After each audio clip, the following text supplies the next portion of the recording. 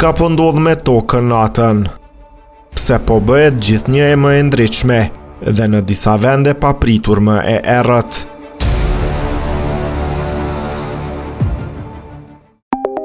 Sipas vëzhgimeve satelitore të vitit të fundit, ndriçimi gjatë natës në nivel global është rritur ndjeshëm. Por kjo rritje nuk është e njëjtë kudo. Përkundrazi, planeti po ndryshon në mënyra të papritura. Nga viti 2014 deri në vitin 2022, ndriçimi global është rritur me rreth 16%. Megjithatë, shkencëtarët thonë se toka nuk po ndriçon në mënyrë të njëtrajtshme, por po krijon një lloj mozaiku dritash dhe errësire. Në disa rajone si Afrika subsahariane dhe Azia juglindore, ndriçimi është rritur me shpejtësi. Kjo lidhet me urbanizimin, zhvillimin e infrastrukturës dhe mbi të gjitha me aksesin në energji elektrike. Vende që dikur ishin pothuajse në errësirë, sot po lidhen me rrjetin global të energjisë. Por ndërkohë në pjesë të tjera të botës, po ndodhe kundërta. Në vende si Libani, Ukraina, Jemeni dhe Afganistani, ndriçimi është ulur ndjeshëm.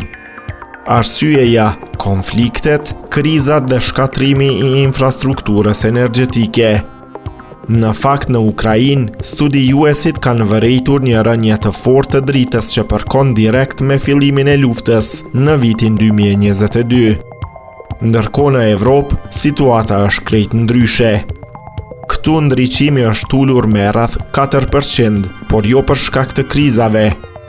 Përkundrazi, kjo është një zbeje e qëllimshme e nxitur nga kursimi i energjisë dhe lufta kundër ndotjes nga drita.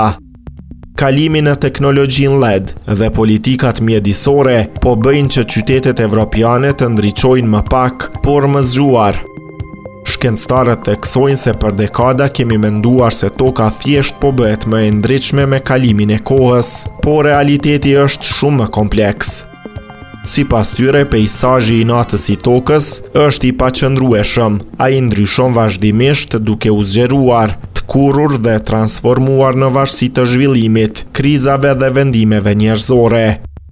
Pra ajo që shohim nga hapësira nuk është thjesht dritë, është një pasqyrë e asaj që po ndodh në planetin tonë.